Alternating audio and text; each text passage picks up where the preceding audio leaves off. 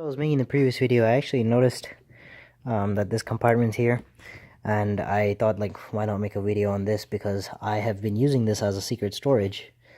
So it is a battery compartment, I know, but I do stuff my umbrella in there. So I have 2 umbrellas, actually 3 umbrellas, I guess. I thought I had only 1.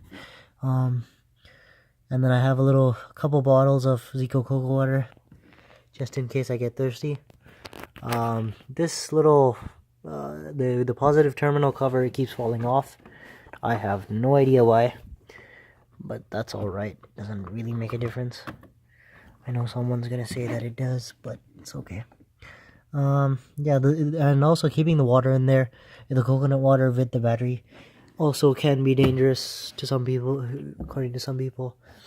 And it is, but I trust that it won't leak, so it's alright.